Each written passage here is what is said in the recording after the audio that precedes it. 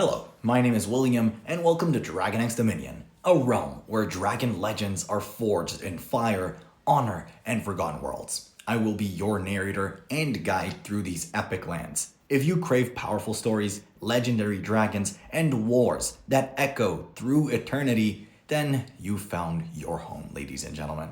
So like, subscribe, and claim your place among these legends. The derelict station drifted silent and cold in the darkness between stars. Owen had seen dozens of abandoned outposts during his years hauling cargo across the frontier, but something about this one felt different. His sensors showed no life signs, no power, nothing. Just an empty shell that once housed a research team studying deep space phenomena. He should have kept flying. His contract only covered deliveries to the mining colonies, not rescue operations or salvage runs. But the distress beacon was still pulsing weakly, and Owen had never been good at ignoring people in trouble. The airlock groaned as it cycled open. Owen stepped into the station with his helmet light cutting through the shadows. Frost covered every surface. Whatever happened here, it happened fast enough that the life support failed before anyone could send a proper message. He found the research labs on the lower deck. Equipment lay scattered across the floor like someone had left in a hurry. Owen was about to turn back when his light caught something in the corner. Two objects sat in a specialized containment unit, still powered by emergency batteries. Eggs. They were each the size of his head, covered in crystalline scales that shimmered even in the dim light. One gleamed silver like polished metal. The other showed bronze tones that seemed to shift and flow. Both pulsed with a faint inner glow, like a heartbeat made of light. Owen knew what they were. Everyone in the galaxy knew about dragons.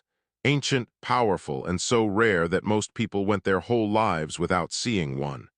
They were protected by a dozen treaties and considered sacred by half the known species. Taking them would bring the full weight of the Galactic Council down on his head. The eggs pulsed again, brighter this time. Owen made his decision. He disconnected the containment unit and hauled it back to his ship.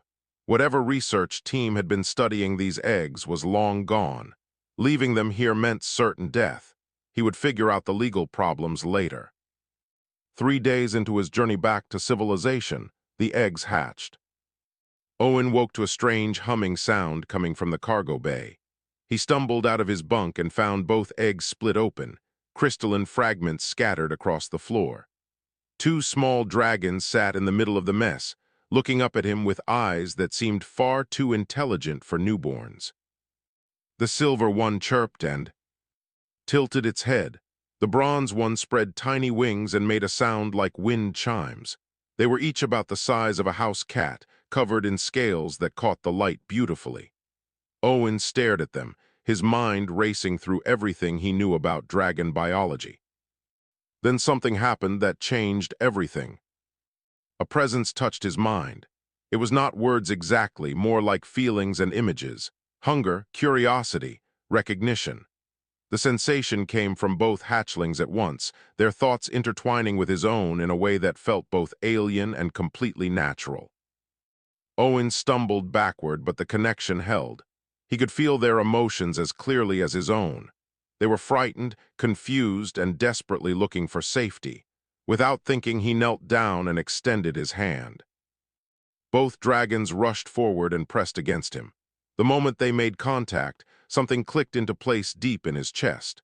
The connection solidified, becoming permanent and unbreakable. Owen gasped as knowledge flooded into him from some ancient instinct buried in dragon genetics. He had bonded with them, both of them. The realization hit him like a physical blow. Dragon bonds were legendary, the subject of countless stories and historical records. When a dragon chose a partner, they linked minds for life. The bond could not be broken except by death. Most dragons only bonded once, if at all. But two dragons bonding to the same person. Owen had never heard of such a thing. The silver hatchling sent him an image of food. The bronze one was already trying to climb up his leg, making little chirping sounds. Despite the shock, Owen found himself smiling. Whatever he had gotten himself into, these little creatures trusted him completely. He fed them from his emergency rations, watching in amazement as they devoured everything he offered. They ate like they were starving, which they probably were. Owen could feel their satisfaction through the bond, along with growing affection and trust. His ship's computer chimed an alert. Owen checked the display and his blood went cold. Multiple military vessels had just entered the sector, and they were broadcasting on all channels. The message was clear. Any ship harboring illegal dragon specimens was to stop immediately and prepare for boarding. They knew, somehow, the Galactic Council had detected the bond forming. Owen looked down at the two hatchlings now, curled up together near his feet. The silver one, who Owen had started thinking of as Sterling, looked up at him with trusting eyes. The bronze one, copper in his mind, made a soft, cooing sound. He could not give them up. The bond would not let him even if he wanted to. They were part of him now, and he was part of them. Owen sat down at the pilot controls and began plotting a new course. Running would only make things worse, but he needed time to think. The hatchlings needed care, and he needed to understand what was happening to all of them. Through the bond, he felt their simple contentment. They did not understand the danger. All they knew was that they were safe, fed, and together. Owen hoped that would be enough. Food was becoming a problem. Sterling and Copper ate constantly, and they were growing at an alarming rate. After only 5 days, they had gone from cat size to the size of large dogs. Owen's cargo hold was filled with empty protein packs and synthesized meat containers. He had burned through 2 months of supplies in less than a week. The patrol ship found him near the border of regulated space. Owen had been trying to reach a frontier trading post where he could resupply without too many questions. Instead, his sensors lit up with warnings as a military cruiser dropped out of faster-than-light travel directly in his path. He considered running. His hauler was not built for speed, but he might be able to jump away before they locked on. Then he felt Sterling's concern through the bond, a gentle reminder that running would only delay the inevitable. The hatchling was right. Owen powered down his engines and waited. The patrol ship's commander appeared on his view screen. She was a Velen, her blue skin marked with the patterns of a high-ranking officer. Her 4 eyes widened when she saw the 2 dragons visible behind Owen in the cockpit. "This is Commander Iris of the Galactic Patrol," she said, her voice tight with barely controlled fear.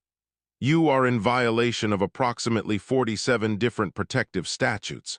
Power down all systems and prepare to be boarded." Owen raised his hand slowly. "I can explain." "Explain?" Iris leaned closer to her screen, her eyes fixed on Sterling and Copper. "You have bonded with twin Draconith royalty. There is no explanation that will save you from execution."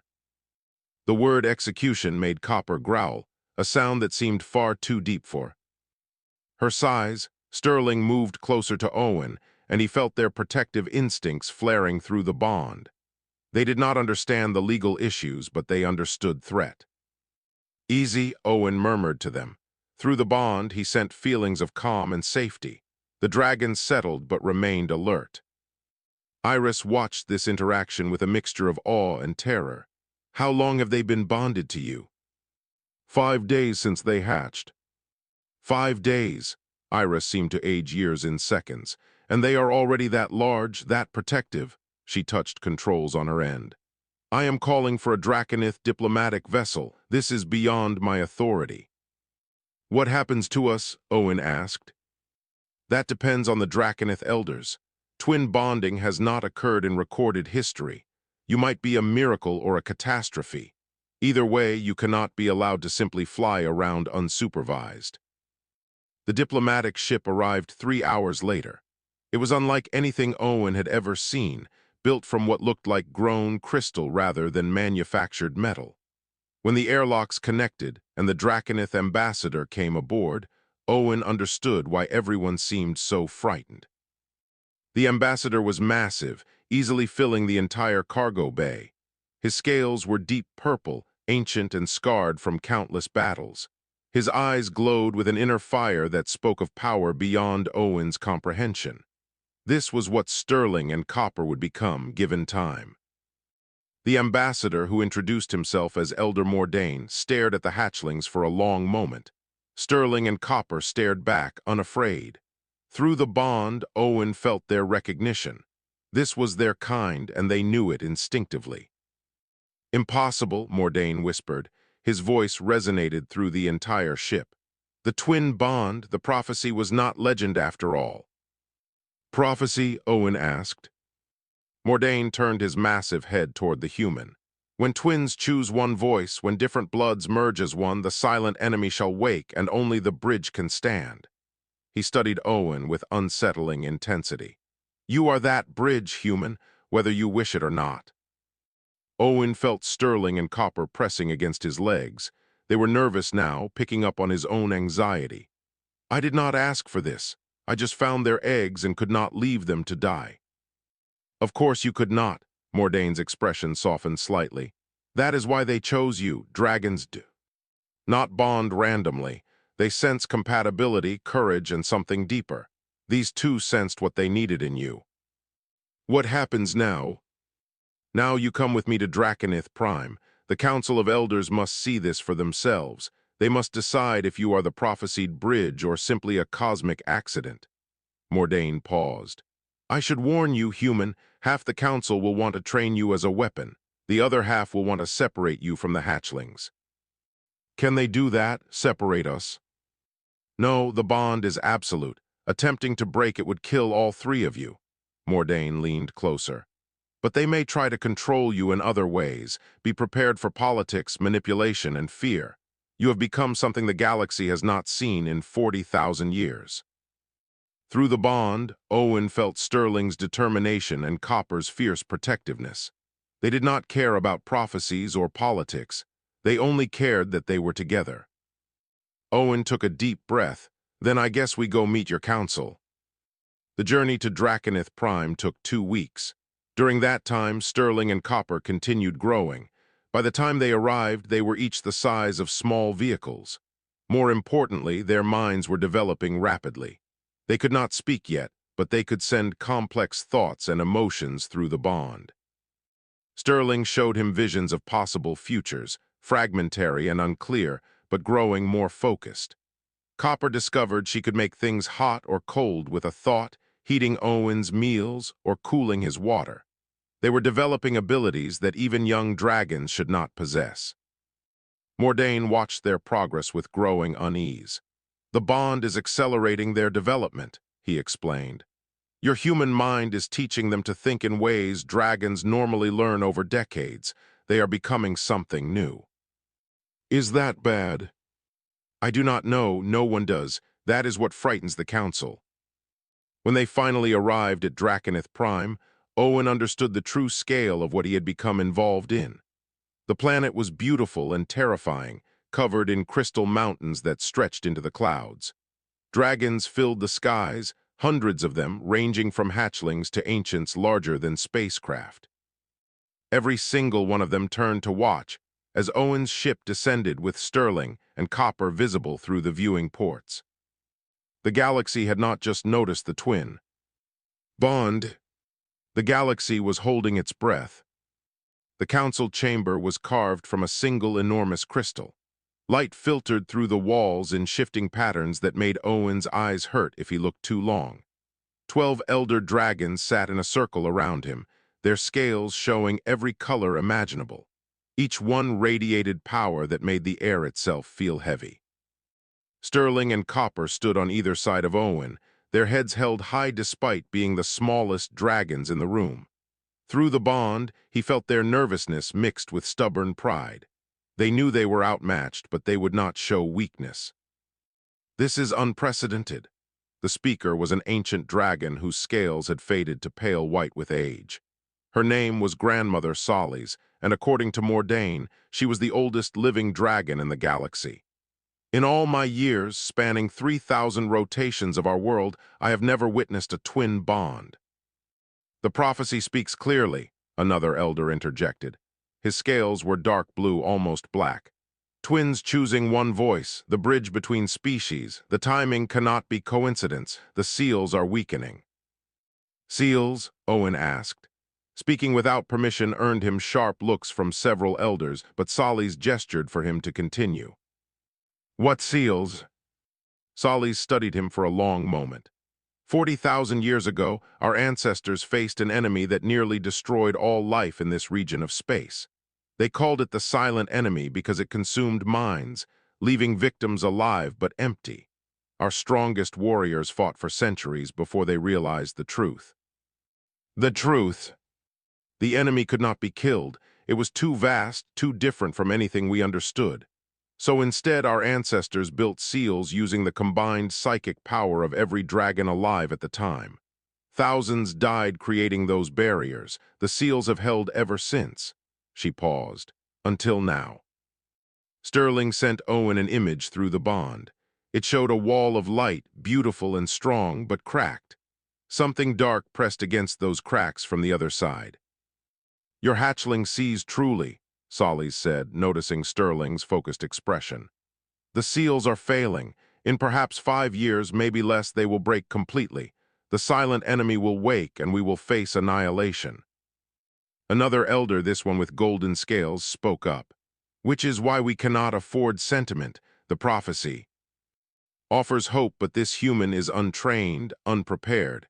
The hatchlings are powerful but undisciplined. We should take control of their development, guide them into proper weapons. Owen felt anger surge through the bond from both Sterling and Copper. We are not weapons, he said firmly, and I am not your puppet. The golden dragon's eyes narrowed. You dare speak to us with such disrespect? I dare speak the truth. Owen's fear was being pushed aside by determination flowing from the hatchlings. They trusted him to stand strong, so he would. You want to use us to fight your ancient war. Fine, but you do not own us and you will not control us. Silence fell across the chamber. Several elders looked ready to unleash their fury. Then Solis laughed, a sound like distant thunder. There is the fire the hatchlings sensed in you, she said with approval. Very well, human Owen, you wish to maintain your independence. Then prove you are worthy of it. Train with our warriors, learn our ways, show us that the bond can become what the prophecy promises. And if we fail, then we will all die together when the seals break. Solis stood, her massive form casting shadows across the entire chamber. But I do not think you will fail. The twins chose well. Training began the next day. Owen quickly learned that bonding with dragons did not automatically grant him their physical abilities. He was still human, still limited by his body's natural constraints. But the bond offered other advantages. When he fought alongside Sterling and Copper, they moved as one. Sterling's precognitive flashes warned him of incoming attacks before they landed. Copper's temperature control could create walls of heat or zones of freezing cold that disrupted opponents. Owen's human unpredictability made their combined tactics impossible to anticipate. Other dragon riders watched their training with mixed emotions. There were 17 other bonded pairs on Draconith Prime, each representing decades of partnership and trust. They respected the twin bond's power, but some resented how quickly Owen and the hatchlings were advancing.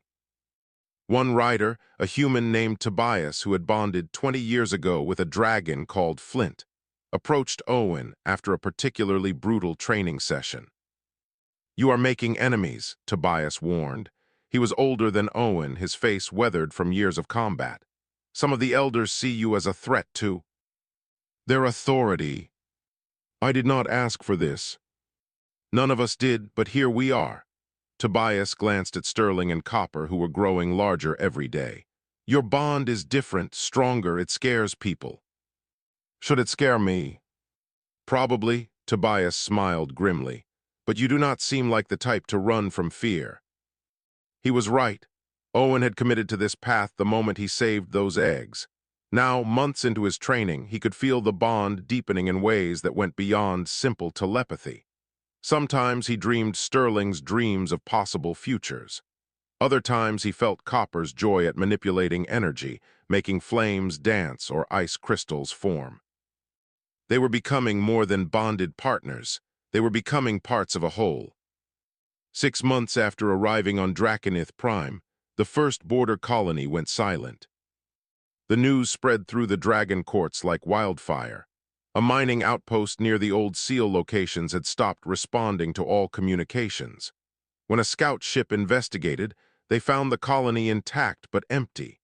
Every living being was gone, their minds consumed and bodies left wandering like empty shells. The silent enemy had begun its awakening.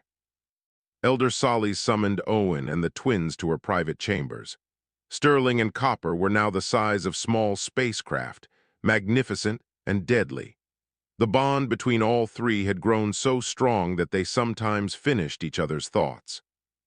"The time has come sooner than we hoped," Solly said. Her ancient eyes held deep sadness.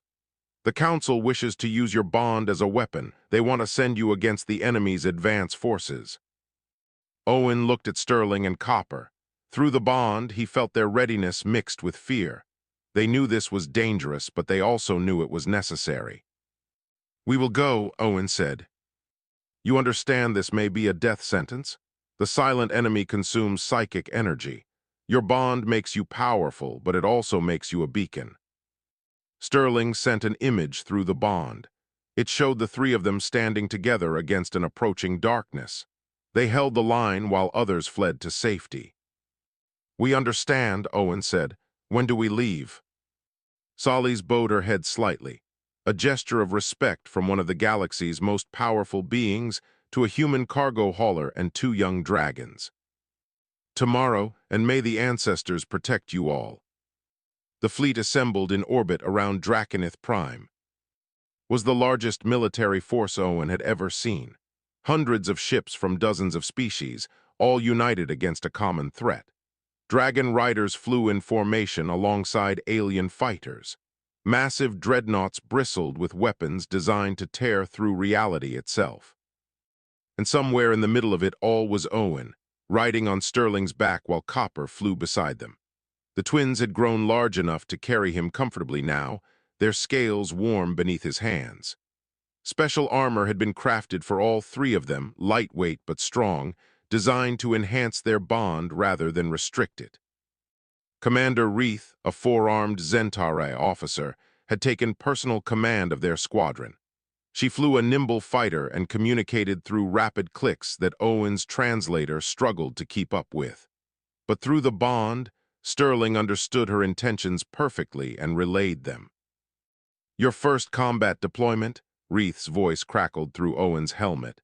"Stay close to the main formation. Do not try to be heroes." Owen almost laughed. They were heading toward an enemy that had nearly destroyed the galaxy once before. Heroism was not a choice anymore. It was a necessity. The journey to the contested zone took 3 days. During that time, more colonies went silent. The silent enemy was spreading faster than anyone predicted. Whatever seals the ancient dragons had built were failing catastrophically. Owen spent the travel time deepening his connection with Sterling and Copper. They practiced coordinating their movements until they could fight as a single unit. Sterling's precognitive abilities had grown stronger. She could now see several seconds into the future, enough to warn them of immediate dangers. Copper's control over thermal energy had become precise enough to flash freeze a target or superheat the air into plasma. Tobias flew nearby on Flint, his dragon partner. During rest periods, he shared stories of his own first battles. "The bond will try to protect you," Tobias explained. "When things get dangerous, your dragons will want to shield you from harm. You have to fight that instinct. If they are focused on protecting you instead of fighting, you all die." "How do you balance it?" "Trust. You trust them to fight, they trust you to survive. The bond makes you stronger together, but only if you let each other do what you are best at." Tobias glanced at Sterling and Copper. "Your bond is deeper than most. That gives you an advantage, but it also makes the risk greater. If one of you panics, all three panic." Owen felt Sterling and Copper listening through the bond. They understood the warning. The first battle came without warning. The fleet dropped out of faster-than-light travel and immediately encountered enemy forces. But these were not ships or soldiers. They were something far worse. The silent enemy manifested as a corruption of space itself. Reality twisted and warped where it touched, creating zones of madness that drove anyone who looked too long into screaming insanity. Tendrils of wrongness reached out from a central mass, each one seeking psychic energy to consume. All dragon riders engage, Wreath's command cut through the chaos. Sterling dove toward the nearest tendril with Copper matching her movements. Owen felt the psychic pressure immediately, like hands trying to pry into his mind. But the bond held strong. Where individual minds might break, the Trinity connection between him, Sterling, and Copper created a shield. Copper unleashed a blast of superheated air that burned through the tendril. It recoiled, wounded. Sterling's precognition guided them away from a counterattack that would have caught them broadside. Owen added his own contribution by firing weapons mounted on Sterling's armor, each shot coordinated perfectly through their shared awareness. They destroyed 3 tendrils in the first engagement. Around them, other riders had less success. The psychic pressure was overwhelming. One dragon, bonded to an alien pilot, fell screaming from the sky as the silent enemy consumed their minds. "Pull back," Wreath ordered. "Regroup at safe distance." The fleet withdrew, but they left behind the wreckage of 17 ships and 4 Dragon Rider pairs. The cost of that brief engagement was devastating. In the command ship, military leaders tried to make sense of what they had seen. Owen attended the briefing with Sterling and Copper resting nearby. Both dragons were exhausted from the psychic strain. "We cannot fight this conventionally," Admiral Hess, the fleet commander, said. His frustration was evident. "Every attack costs us minds and lives. At this rate, we will be destroyed before we even reach the main hive." The Trinity bond held, a dragon elder observed. She had been monitoring the battle psychically. Owen and his twins penetrated deeper than any other pair. Their unique connection provides resistance. "One bonded trio cannot win a war," Hess countered. "No," the elder agreed. "But they might survive long enough to reach the source. If we can locate the hive's core, perhaps the Trinity bond can deliver a weapon directly to it." Owen felt Sterling's unease through the bond. She was seeing possible futures again, and none of them looked promising. Copper sent waves of fierce determination. She was ready to fight, consequences be damned. "What kind of weapon?" Owen asked. "We are still developing options," Hess said carefully. "But they all require someone to get very close to the enemy's heart, close enough that the psychic pressure would destroy any normal mind." They were talking about a suicide mission. Owen understood that clearly, so did Sterling and Copper. Through the bond, they shared a moment of perfect clarity. If this was what needed to happen, they would do it together. "We will go," Owen said. Over the next weeks, the situation deteriorated rapidly. The silent enemy spread across 3 more systems. Billions of beings were evacuated, but millions were left behind, their minds consumed. The fleet fought delaying actions, buying time for refugees to escape. Owen and the twins participated in every engagement. Their unique resistance to psychic attack made them invaluable. But each battle took its toll. The connection that protected them also meant they felt every horror the enemy inflicted. Shared nightmares plagued their rest. Dr. Lish, a tentacled Opheran scientist, studied their bond extensively. "You are changing," she told Owen during one examination. "All 3 of you, the bond is evolving into something unprecedented. Your minds are beginning to merge at a fundamental level." "Is that dangerous?" "I do not know, but I do know that you are developing abilities that should not be possible. Sterling's precognition is growing stronger. Copper's energy manipulation now affects matter at a molecular level. And you, Owen, are developing limited telepathy even outside the bond." "What does it mean?" "It means the prophecy might be more literal than anyone thought. You are not just bonded. You are becoming a true bridge between species, between ways of thinking." Lish paused. "If you survive long enough, you might become something the galaxy has never seen." The final order came 2 months after the first battle. Intelligence had located the silent enemy's main hive. It was massive, a writhing corruption of reality that spanned an entire star system. Nothing that entered came back unchanged. The plan was desperate. The fleet would create a distraction while Owen and the twins, along with 3 other volunteer Dragon Rider pairs, would attempt to penetrate the hive's core. They would carry experimental weapons designed to disrupt psychic matrices. No one expected them to survive. Sterling showed Owen a vision the night before the mission. In it, they flew into darkness together, their bond burning like a star against the void. What happened after that, even she could not see. Owen sat between his dragons, their warmth surrounding him. Through the bond, they shared everything: fear, determination, love, and acceptance. Whatever came next, they would face it as one. The mission launched at dawn. The hive existed where reality broke down. Stars flickered like dying candles. Space itself seemed to scream. Owen could feel it pressing against his mind even from this distance, a wrongness that made every instinct demand he turn back. But Sterling and Copper flew forward, their determination unshakable. The bond between them glowed brighter than ever, a shield against the madness. The fleet launched their distraction. Thousands of weapons fired simultaneously, massive explosions blooming across the hive's outer edges. The silent enemy responded, sending tendrils of corruption toward the attackers. Ships died. Pilots screamed, but the distraction worked. "Strike team, go now," Wreath's voice cut through the chaos. Owen and the twins dove toward the hive with 3 other Dragon Rider pairs following close behind. Tobias and Flint took the left flank. 2 other pairs whose riders Owen barely knew guarded the right. They were all volunteers. They all knew the odds. The psychic pressure increased with every meter they advanced.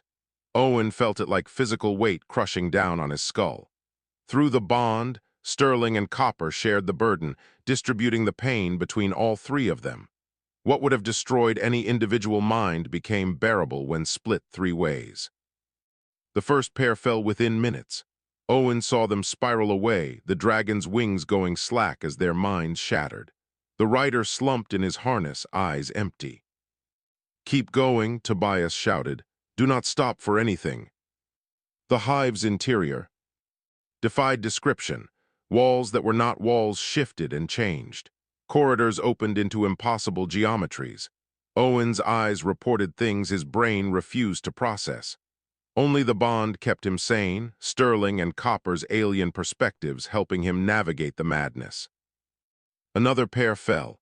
The Dragon Rider screamed in languages that hurt to hear before her voice cut off abruptly. That left only Owen's trio and Tobias with Flint. They pushed deeper into the nightmare, following the experimental scanners that supposedly pointed toward the hive's core. "I see it," Tobias called out. "The center is ahead."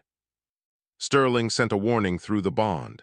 Her precognitive vision showed danger immediate and deadly. But before Owen could react, the hive struck.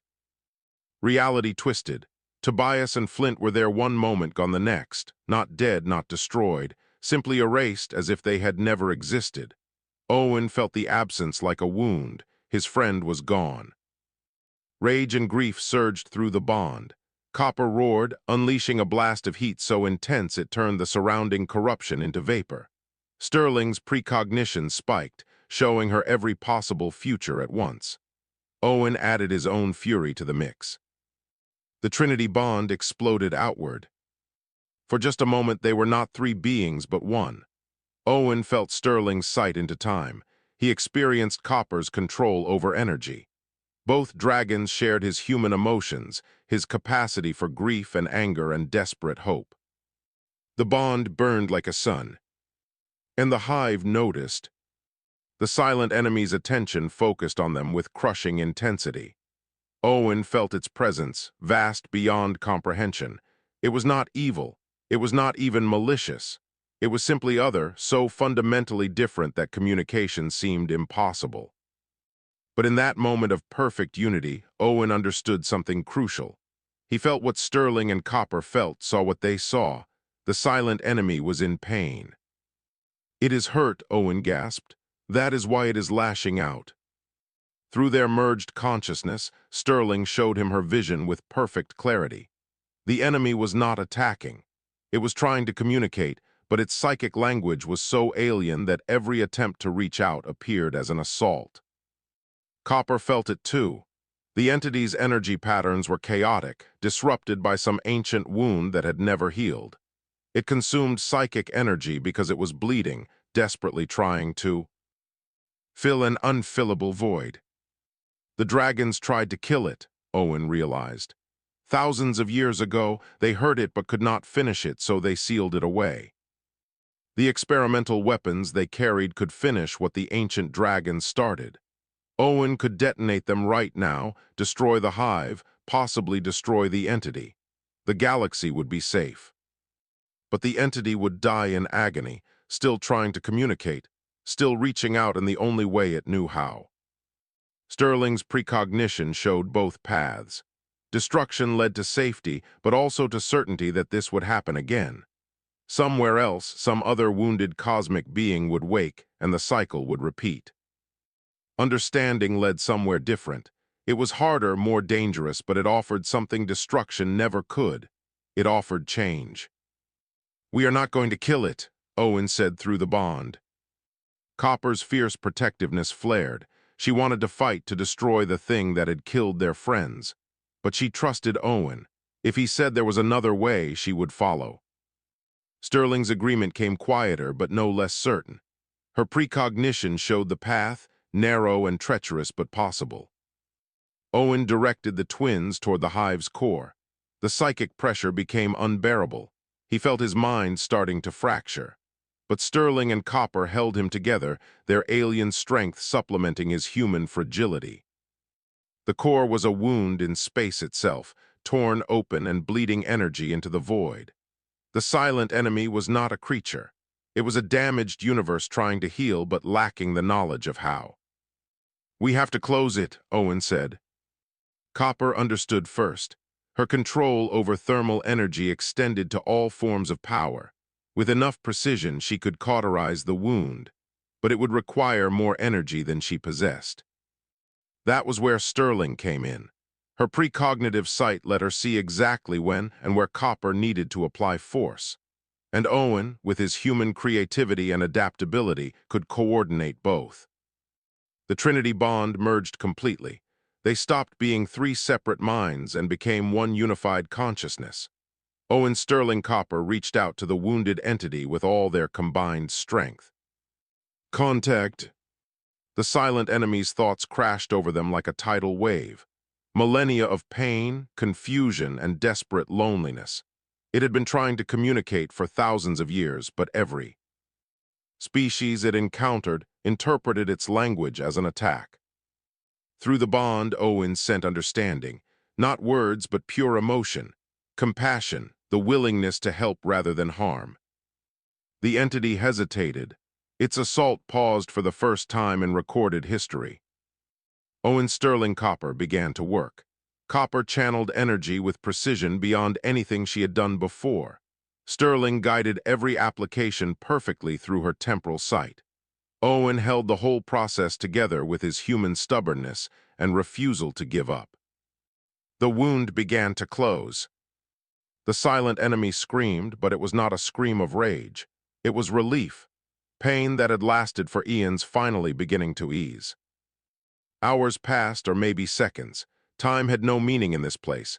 The Trinity bond strained to its limits and beyond. Owen felt his physical body failing. Sterling's mind burned with the effort of maintaining precognitive focus. Copper's energy reserves dropped toward zero. But the wound closed. The hive shuddered. The corruption began to recede. The silent enemy's presence shifted from hostile to simply alien. It was still vast, still incomprehensible, but no longer in agony. The entity reached out one last time, not to attack, but to thank. The gesture was so gentle, so full of gratitude that Owen wept. Then the Trinity bond collapsed. Owen Sterling Copper separated back into three distinct minds. The sudden isolation was agonizing after such complete unity. They all screamed in different voices. Darkness claimed them. The last thing Owen felt before consciousness fled was Sterling, and Copper holding him between them, their love and fear flooding through what remained of the bond. Then nothing. Owen woke to sunlight. Real sunlight, not the artificial glow of ship lighting or the twisted radiance of the hive. He was lying in a medical facility on Draconith Prime. Through the window, he could see crystal mountains reaching toward a blue sky. He was alive. The bond stirred weakly in his mind. Sterling and Copper were alive too, resting in chambers nearby. Owen could feel their exhaustion mirroring his own. They had pushed themselves beyond all limits, and survival had been anything but certain. "You have been unconscious for 3 days." Elder Solis entered the room, her ancient form moving with surprising grace. "We thought we had lost you." The entity, Owen's voice was rough from disuse. "Withdrawn, it retreated to the far edges of known space. The attacks have stopped completely." Solis settled beside his bed. "You did not destroy it." "No, I healed it." Owen met her eyes. "It was never evil, just hurt and alone." "We know the fleet recorded everything through your bond, what you did, what you became." Solis was quiet for a moment. "The prophecy spoke of a bridge. We thought it meant a weapon to bridge the gap between us and victory. We were wrong." "What did it actually mean?" "You bridged understanding between two forms of consciousness so different that communication seemed impossible. You took something we could only see as an enemy and revealed it as a wounded innocent." Solis gestured toward the window. "The galaxy is in shock. Everything we thought we knew about the silent enemy was wrong." Owen tried to sit up, wincing at the pain. "The others, Tobias and the volunteers." "Tobias and Flint survived. The hive released them when the entity withdrew. They are recovering in the next wing." Solis's expression turned sad. "The other pairs were not so fortunate. 4 riders and their dragons died buying you time." The weight of those deaths settled on Owen's shoulders. Heroes whose names he barely knew, who had sacrificed everything so the mission could succeed. "They will be remembered," Solis promised. "Songs will be sung of their courage. But Owen, you must understand what you have accomplished. Not just healing the entity, but proving something the galaxy desperately needed to know." "What is that?" "That violence is not always the answer. That understanding can triumph where force fails. That different species, different ways of thinking can merge into something greater than their parts." Solis smiled, showing teeth that could tear through starship hull. "You have changed everything." Over the following weeks, Owen recovered slowly. Sterling and Copper healed alongside him, though their bond remained strained from the trauma of complete merger. They had touched something profound in the hive's core, and it had changed all 3 of them permanently. The changes manifested gradually. Owen discovered he could sense emotions from people around him, even without the bond. Sterling's precognition had expanded dramatically. She could now see weeks into the future, though the visions remained fragmentary. Copper's energy control had grown so precise she could manipulate individual atoms. But the most significant change was their unity. Before the mission, they had been 3 minds linked together. Now they were something more integrated.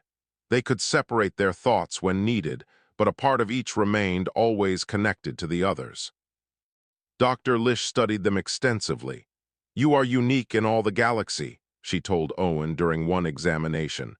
"The first true hybrid consciousness, not human, not dragon, but something new entirely."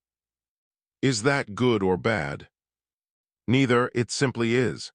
Lish's tentacles waved in what Owen had learned was amusement. "Though I suspect the implications will shape galactic society for generations."